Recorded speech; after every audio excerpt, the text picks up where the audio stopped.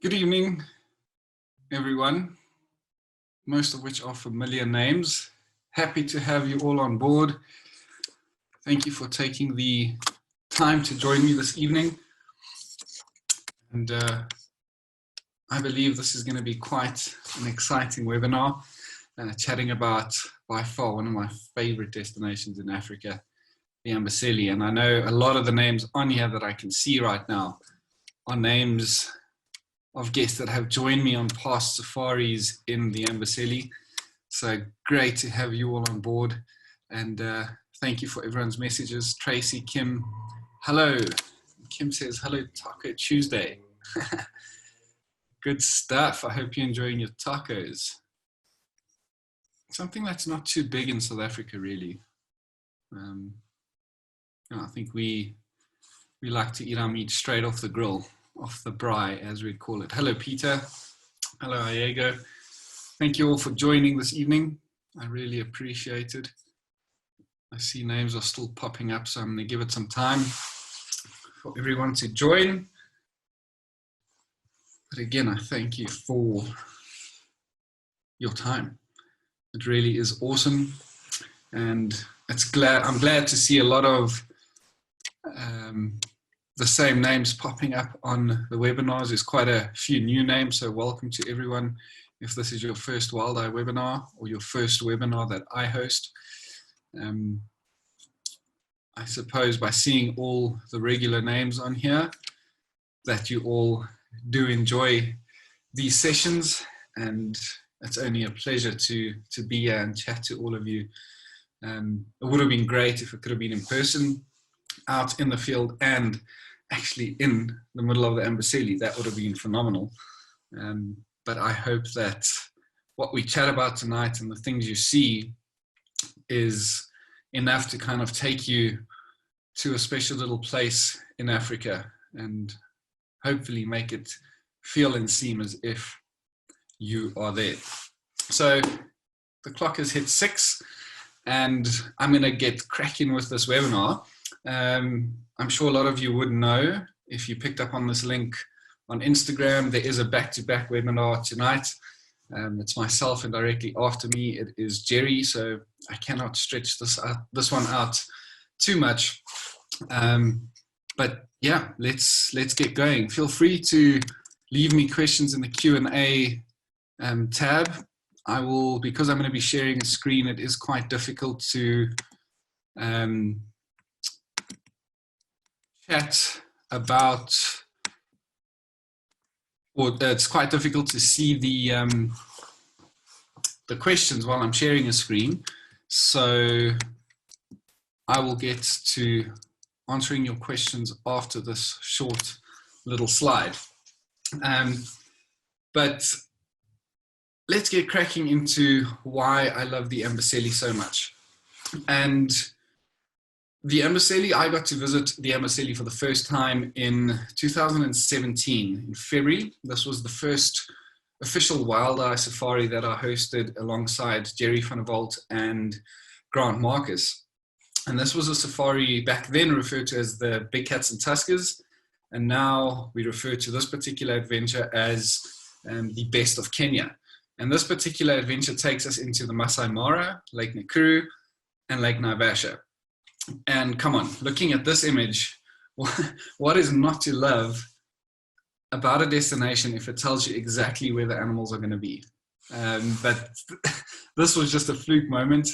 This was close to the airstrip, and obviously the Sahina was just taking some shelter in away from the sun, hiding behind this road sign, and I thought it was just a pretty cool image to capture. But what really grasps me when it comes to the Amboseli is the extreme diversity that you get to experience. And this is both diversity in animal species as well as the landscape. As you can see here, giraffe feeding along the foothills of Kilimanjaro. And this whole section is this beautiful green wooded vegetation. From that, you move into this massive open plain or open vast dry lake bed that they refer to as Lake Amboseli. And to me, if people ask me, what's Lake Amboseli like? I always refer to it as kind of being like the moon. And I've never been to the moon, but I don't know, to me, and for everyone who has joined me there might agree with this, it is so dead and so dry. You often only find the scatterings of a few carcasses spread in and amongst this vast open area. Occasional Masai bring their cattle across. If you get really lucky, you get some giraffe, zebra, or even elephant herds walking across this beautiful, open, arid area to get to fresh food and water. And then obviously this food and water they are seeking are in the evergreen marshes in the basin of the Amboseli. And I mean, just look at this place. It's open, it's vast, and you can see for days. It just goes on and on and on. And the colors in this place are just spectacular. So back in 2017, I remember the first time we'd moved, we drove from Lake Naivasha into the Amboseli, and the first area we really stopped in to photograph was in a marsh area that you see over here, which was close to the airstrip. And wildebeest were running, zebra were running, like all the animals seemed as if they were in this beautiful harmony, and they were just running and loving life, walking through the water, kicking it up. And to me, it kind of felt like, it was like poetry in motion. And I knew that from that very first visit to the Amboseli, I knew this place is going to be incredible. And I hope that the images and the video clips you're going to see popping up here throughout this webinar do what I say justice. And I'm pretty sure that what you see and watch is truly going to sink in, and you will understand where I'm coming from when I say Amboseli is truly one of my favorite destinations in Africa.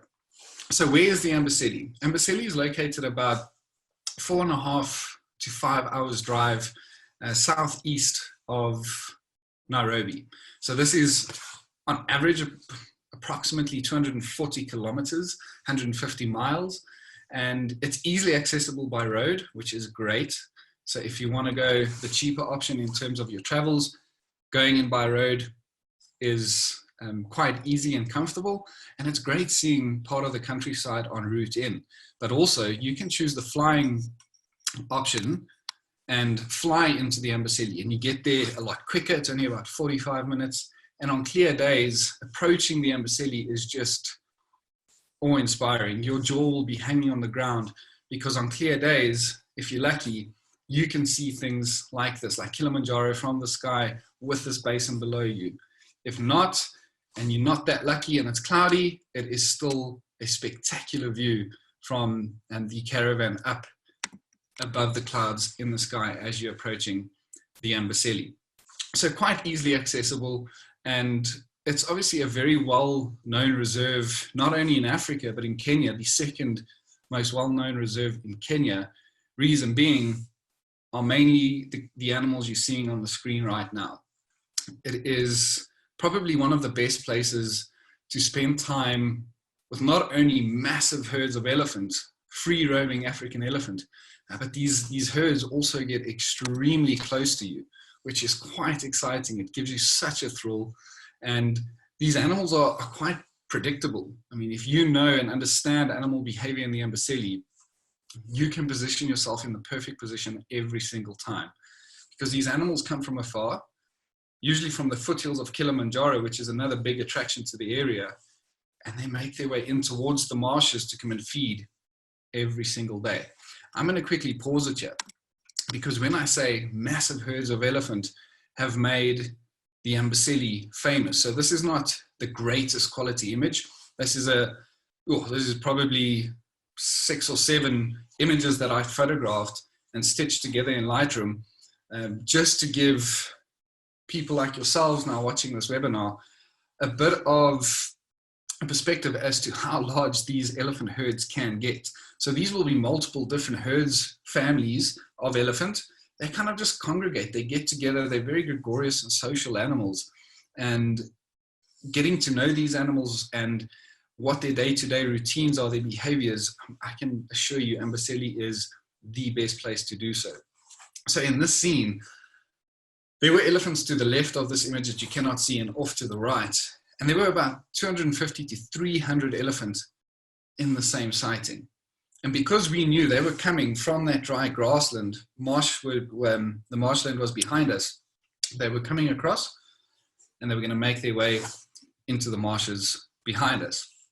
And we had obviously positioned ourselves correctly, and we had all these animals just strolling straight past us. It is absolutely incredible. And if you do position yourself correctly, you can pick up on great photographic opportunities like this. Here as well, as they're moving through the marshes, the first part of the marsh that they'd hit coming from the foothill of Kilimanjaro, as you would see there, is usually quite deep.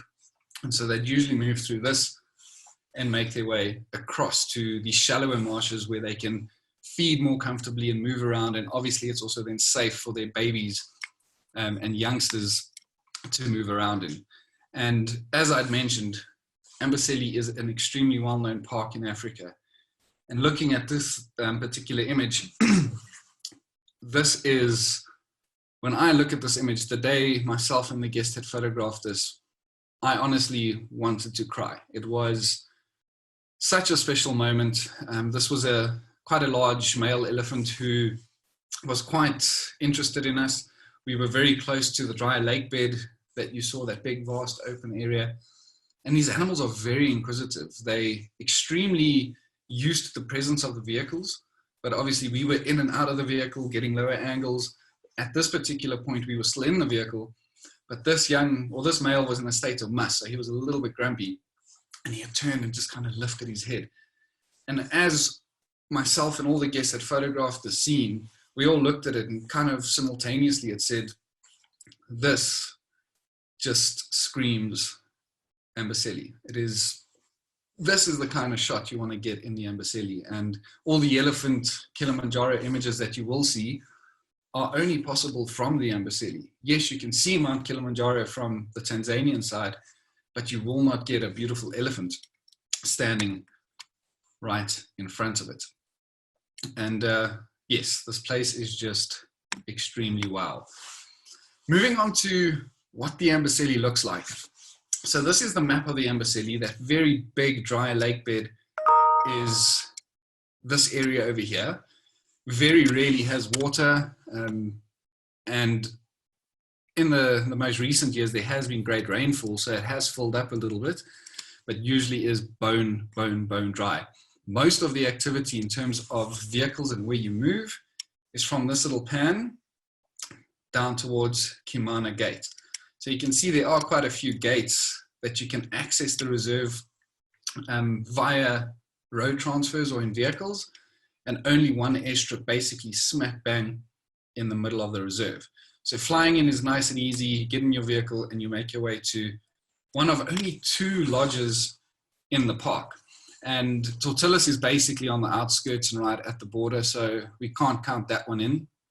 And if you are thinking of or planning a trip into the Amboseli, it is vitally important for you to be sure that whoever you are booking your trip through with are being honest to you.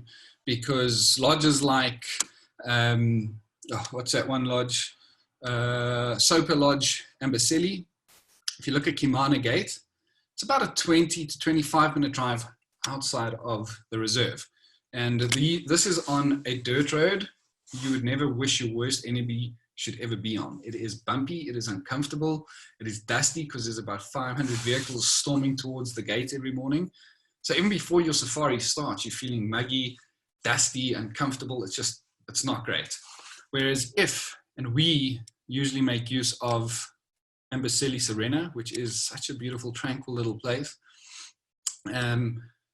Leaving at first light, and this leads me into my next point, and to me, what is my favorite part about the Amboseli is you can leave at first light. And about 200 meters outside of the lodge gate, of the camp gate, this is what you get to experience almost every single morning. And you get opportunities to photograph these, what I like to refer to as Lion King moments. As the sun is rising, because we know the predictable movements of the animals from the foothill into the marshes, as that sun rises, it's a dusty environment, you get these very moody, incredible looking images right off the bat. And I should say about 80% of my mornings in the Amboseli start like this. So there's usually good cloud cover every morning. If you're lucky and there's none along the horizon, you can get incredible images, as you saw in the previous slides. And sometimes it is a bit hazy, but this is also a great thing because you can then maintain and draw and keep that color in the foreground as that sun's rising behind them. If it's a very full-on cloudy morning, you don't see the sunrise, oh well, that's just obviously the luck of the day, and you move on to the next best thing. And in the Amboseli and in every other park in the world really, the early mornings, this is when these cats, the predators, are most active. They're moving, and this particular lioness, if you look, let me quickly pause this before, but if you saw that tree line behind those wildebeest, this was the tree line of Sirena Amboseli. So this particular male, and the youngsters you can see here, the female who was walking in that previous video clip, and the female coming up next, is a pride who call Sirena Amboseli their homeland, really. Their hunting ground is in that vast open area where you saw that lioness walking through the short grassland, as you do see here as well. And this is their base because a lot of animals move. This is that migratory route past Sirena Amboseli up towards the foothills of Kilimanjaro. Every morning they come back and walk past that very same place almost every single day. So it is and there's water right there. So it's a perfect place for these cats to live. There's ample place to hide, as you would have seen. There were these what's the tree I'm looking for? Palm trees. It is Monday, so excuse me. No, it's Tuesday. It feels like a Monday. But these palm trees, great cover there for them, not only for the heat of the day, but for hunting purposes. So as these animals approach them from the short grassland into these palm thickets, it's just incredible, easy hunting for them. So you get to hear the calls of lion almost every single night when you lay your head down to rest in Sirena Lodge. Leaving in the morning, there's a great chance, I would say about a 70% chance, that as soon as you leave, you photograph that spectacular sunrise, your next bet will probably be a predator. May it be a lion or a cheetah. Most probably a lion because there's loads of them around that lodge. But there is also the possibility of seeing cheetah in this area. So the cheetah number are not too numerous, but there are good opportunities to see them. Hyena are full on in the Amboseli. There's loads of them. And the great thing with predator action in the Amboseli, because there's so much wildlife around, moving in and around the marshes, there's always some kind of interaction between either predator on predator, as you see here, or here, predator on prey. A lioness stalking a herd of wildebeest who don't know she's on her way. It is just a phenomenal destination to photograph predators. And a lot of people don't know this about the Amboseli. But the Amboseli makes for a beautiful backdrop, a beautiful scene, and simplicity is also a big thing when it comes to the Amboseli.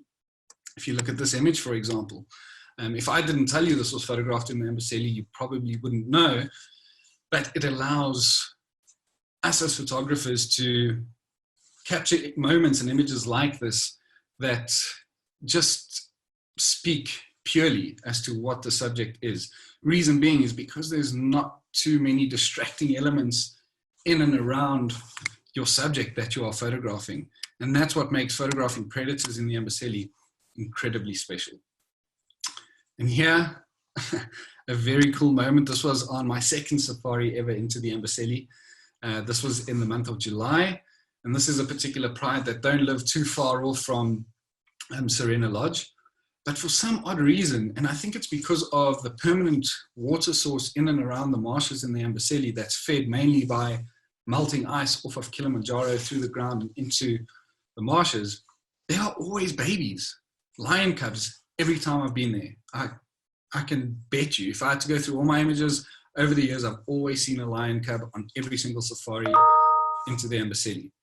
But this is not only a predator haven reserve, there is a wealth of other animals. As you can see here, birds flying past, giraffe, zebra, and wildebeest, all in the same scene, and in varied scenes. That's what's so great. And there's always action. So when the predators go down to rest in the middle, or as the heat of the day kind of seeps in, I can assure you, you can spend, and I have many a time spent the whole day out on safari in the Amboseli, and there's always been something to photograph. May it be birds that we'll get to, may it be wildebeest walking, swimming through water. Zebras fight almost every single day in the Amboseli. It's something we spend a lot of time with. Rare animals like the oryx is just such a great thing to spend time with. Looking at this particular scene, moments like these, when those predators do go lie down to start resting and relaxing, obviously your prey species are very vigilant. They don't know that that lioness wants to fall asleep now. She's not wanting to hunt because she just ate a whole wildebeest by herself. But you get these cool moments where the lioness is looking out into her pride land with these animals zooming past, stopping, looking. It just makes for a cool scene and a great photograph. And adding value to this, if you look at this backdrop, Kilimanjaro photographically, even if it is covered and you don't see the snow-capped peak, that dark blue backdrop of Amboseli is just phenomenal. Photographically speaking, because of that dark, rich blue background, underexposing your images a lot makes for some really moody and good-looking images. And guys like this, vervet monkeys, they are in Serena Lodge all day, every day, and easy to photograph. And as I mentioned earlier, it's simple to shoot here because there is not a lot of vegetation around. It's just really easy shooting in the Amboseli. It's a great place. Speaking of birds, if you are a bird lover, you will be in heaven in the Amboseli. There are so many birds, well over 340, I think there are, that have been recorded. Water birds, non-aquatic birds like the crane, and there's just always something cool to shoot there. Yes, there are flamingo there, and one thing, and I'm going to pause it over here, is these guys, the cattle egrets, this little bird sitting on this elephant's back, are birds that follow big herds of animals who walk through the vegetation every day, kicking up insects. These guys benefit from it, so it's a good mutual relationship between the two species. And usually, if you look at elephant in all other reserves in Africa, they cannot stand birds. Even if a bird lands next to them, like 3-4 meters next to them, they get upset. They turn, flap their ears, and they want to chase it off. Whereas in the Amboseli, and what the reason for this is, I'm not too sure, but they accept these birds, and they accept them to the point where they actually allow them to sit on them as they're walking past. So birds say, so this relationship between them has now strengthened because, well, for the bird at least, because it does not have to spend its energy walking through all this long, thick grass and marshy areas. It just hitches a ride on the elephant's back, and once it sees a grasshopper fly up, off it goes. So it's a great photographic opportunity, again, to not only shoot moments like this, but wait for them to soar off of an elephant or leap down the side and kind of drop down next to him. It really is quite fascinating, and I was quite blown away by this in the Amboseli. Most beautiful bird in East Africa to the most ugly bird in East Africa. Reflections of birds there are always incredible. Bird action hunting, always a guarantee, as well as the tranquil scenes in and around water or in and around the grasslands. Phenomenal birding destination if you are a bird lover. Creative framing and scenes like this, also a great possibility. Another aspect that really has stolen my heart about the Amboseli is that you get different perspectives from high, as you would have seen there, and low down. This is Lake Amboseli that we're walking on.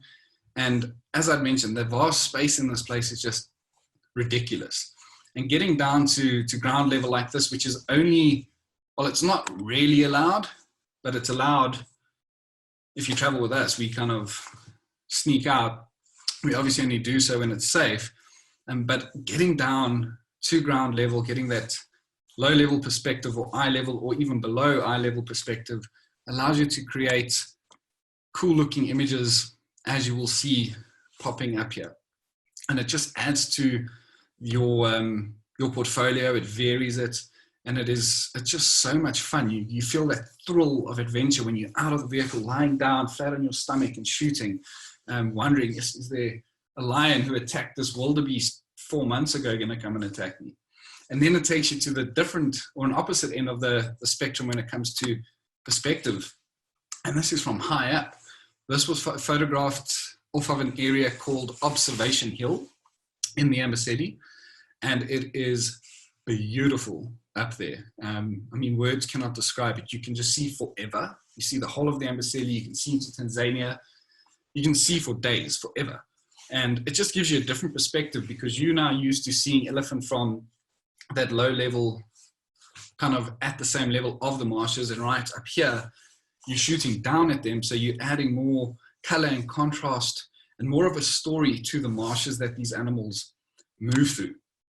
If you have the appropriate lens at hand, you can also shoot a lot wider from up there. And what this does, and if you're lucky and there's elephant down at the base, as you can see in the bottom left here, it just gives this whole different perspective here, because this massive landscape and these gigantic skies are just dwarfing the largest terrestrial mammal on Earth, which I think is just awesome. It really is an artsy area to shoot from. Scenes like this, again, over 250 elephant on one particular day after major rains. And because of the rains, we were blessed with a double rainbow, and photographing any animal in this place is always an exciting thrill that you wait upon, because you don't know what the sky is going to do, what color it's going to provide. The skies are always moody in the Amboseli. And photographically speaking, it always makes for phenomenal imagery. The dusty environments, the dust of this place is what I love most as well, because you get cool moments like this where the animals are dusting, or when they kick up dust and run through back towards the foothills.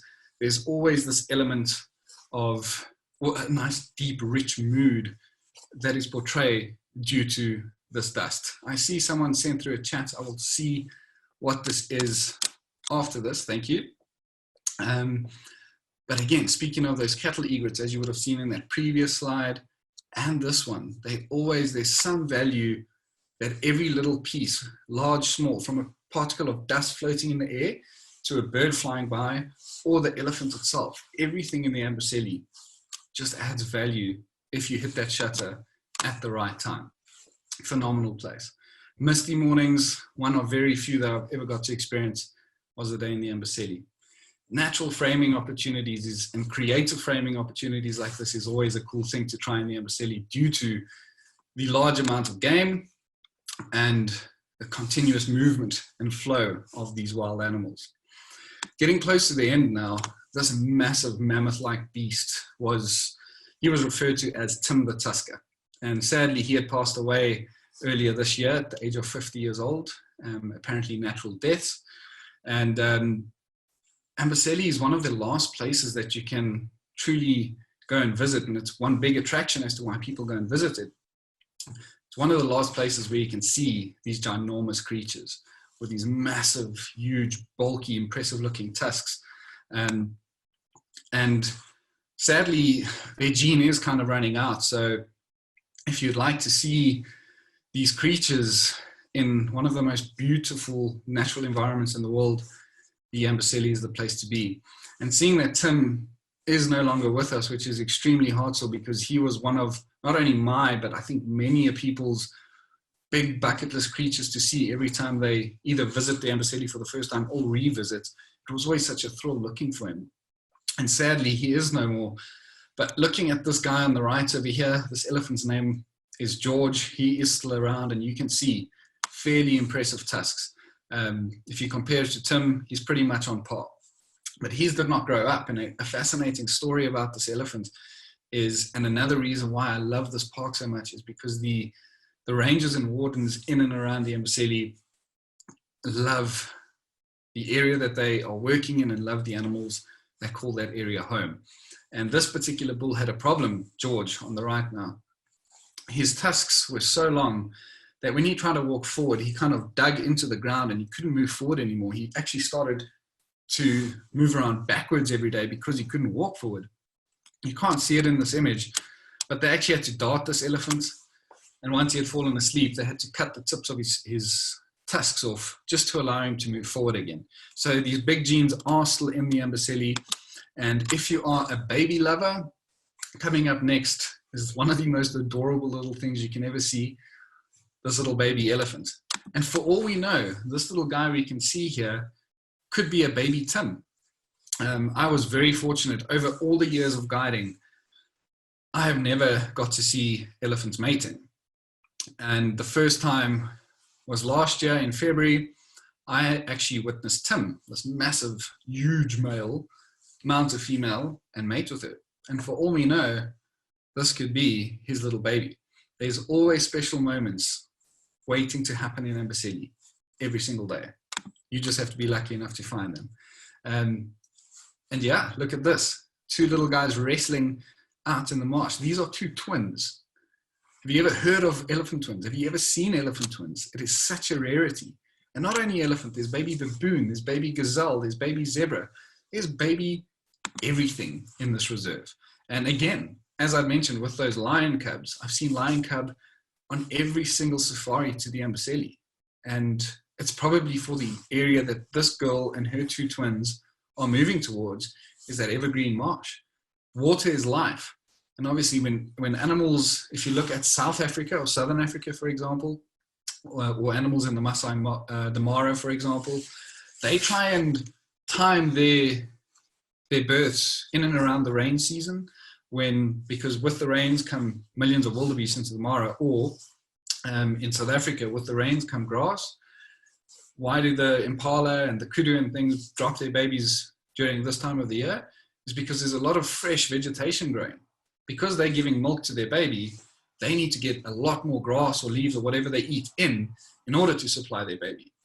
And the same goes for the lion, because if there's not ample food around, they cannot give birth to cubs, or they can, but the chances of those cubs surviving is not great.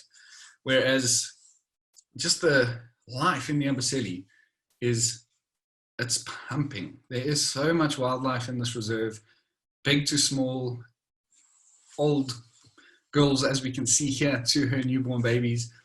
It's an incredible, incredible place. And hey, you never know.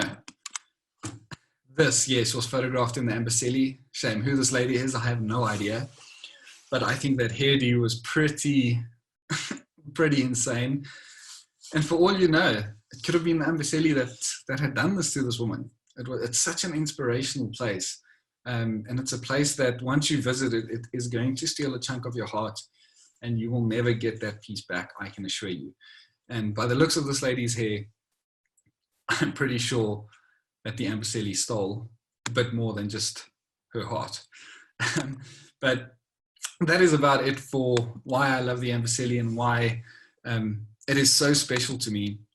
The place is truly phenomenal, and I can assure you, and Tracy, if you're sold, I am so happy. If you ever want to plan a trip to the Amboseli, get in touch with me, because it is so worth it.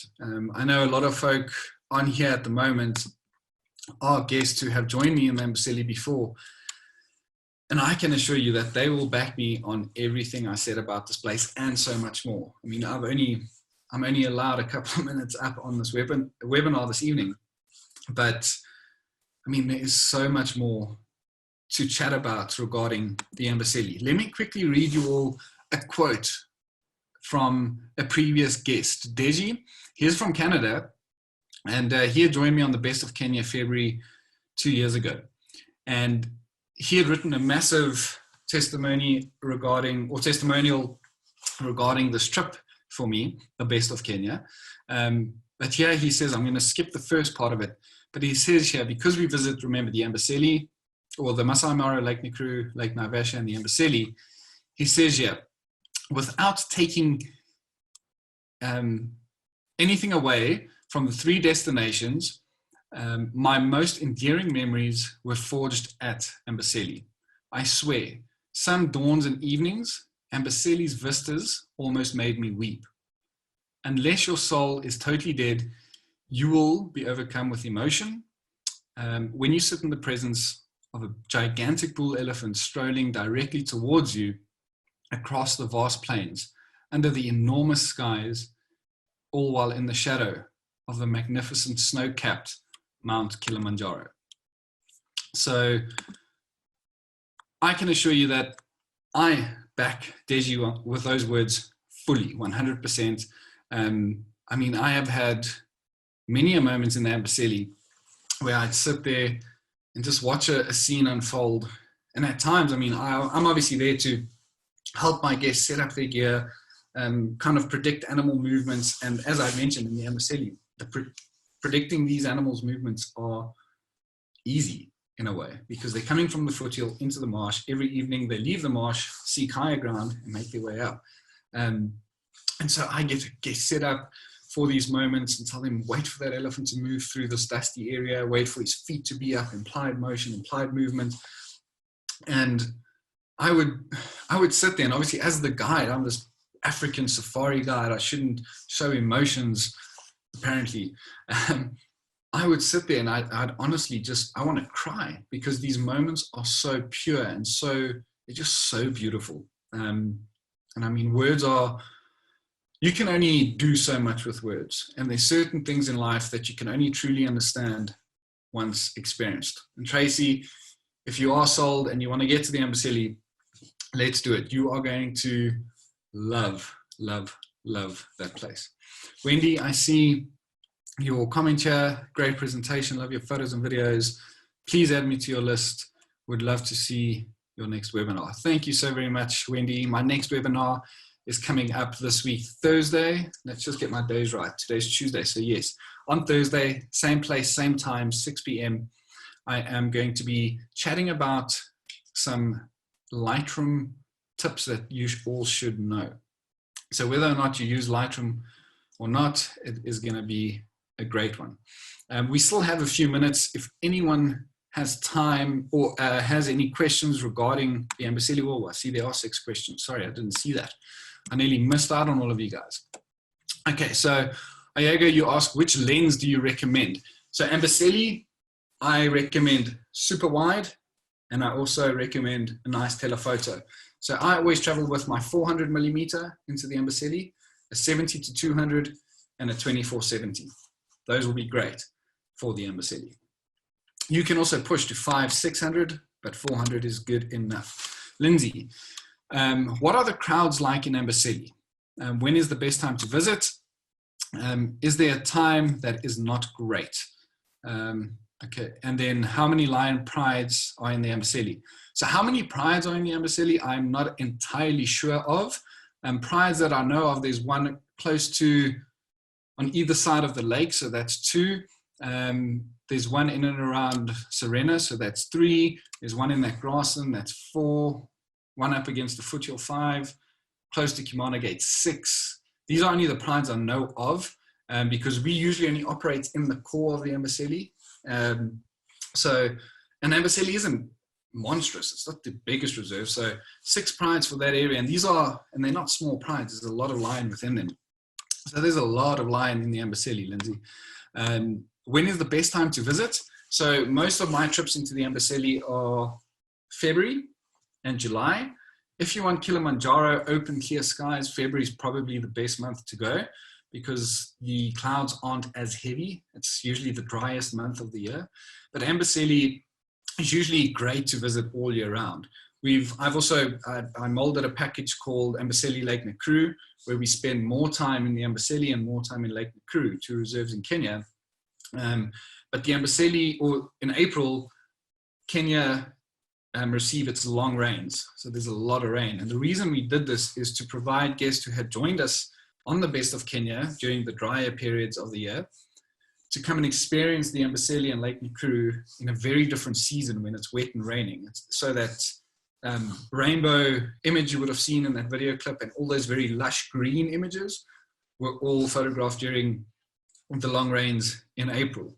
And getting around the reserve can be quite difficult at times because obviously with a lot of rain, the marshes fill up, they can flood the roads. So getting around the reserve, there may be limited movements with regards to getting to certain areas, but that's not the end of the world because remember, these animals just move through the water. They're used to this wet environment, and game viewing is going to be brilliant all year round. But if you're scared of the rain, don't go in April and May.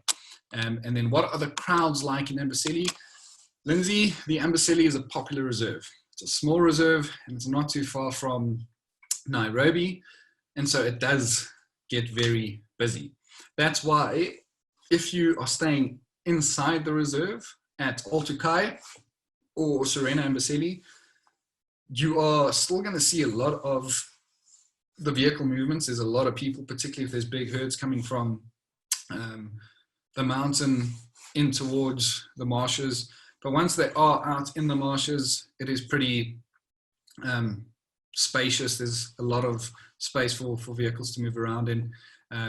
But yes, at high profile sightings, big herd of elephants coming from Kili to the marshes, or a lion, pride, or cheetah, it can get quite busy.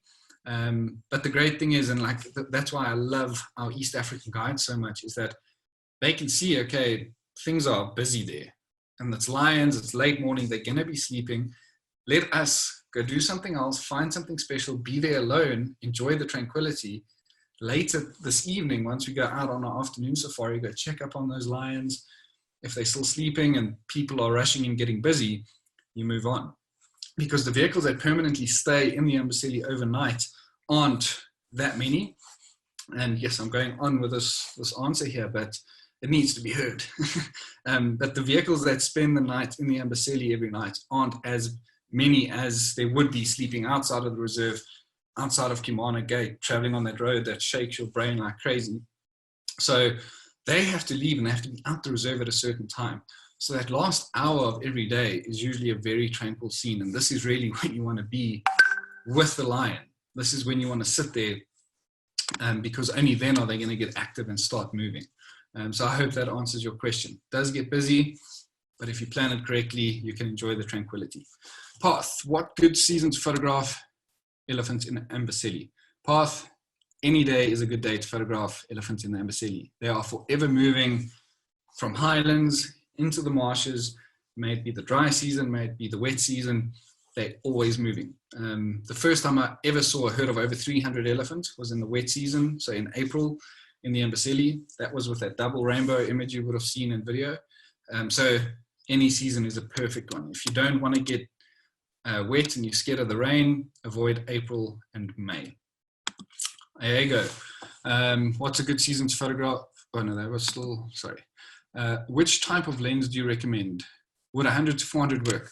Iago, that will be a perfect lens because not only will you have that reach of 400, but you'll also have the ability to draw back, shoot a little bit wider, and get those moments where elephants are in front of you and Kilimanjaro behind them. But 100 might be a little bit tight still at times. If you can work in a 70 to 200, this is probably for animals in the environment, regardless as to what reserve you travel to. A 70 to 200 is a lens I always have with me on a trip because it is probably the best lens to showcase an animal in its beautiful environment. Well, thank you for all of your questions. I really do appreciate them. I hope that you've learned something this evening. And as Tracy had said, she is sold and that the Amboseli is a place she wants to get to. And I hope that this presentation has kind of made you all feel that way. Wendy has asked, is it easy to spot white or black rhino? There are no rhino in the Amboseli, but reserves close by, such as the Masai Mara or Lake Nakuru, or Lake Nakuru in particular, rhino are plentiful.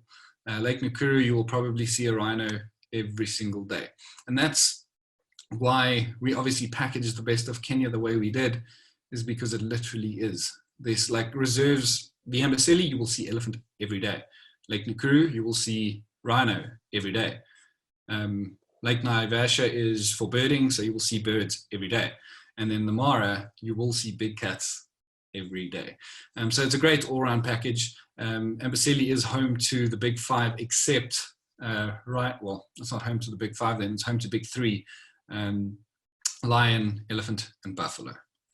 But yes, thank you for everyone who had joined. It's great to see a lot of the new faces. It's great to see some familiar names and faces here. But yes, thanks again for your time this evening. I hope you enjoyed the webinar, and I look forward to seeing you all in my future presentations. Next week, well, this week, Thursday, is going to be quite an exciting one. So if you want to learn a little bit about Lightroom tricks and hacks that you need to know about, make sure that you work out that 45-minute gap to come and join me, because it'll be a good one, and it'll be one that you can put into good use in the future. Anyway, wherever you are in the world this evening, I hope that you have a good one. If it's early morning, have a good day. If it's midday, enjoy your lunch and your tacos, Kim. And if it is evening time, have a pleasant evening, enjoy your glass of wine, and I will chat to all of you soon. Thanks again, and bye-bye.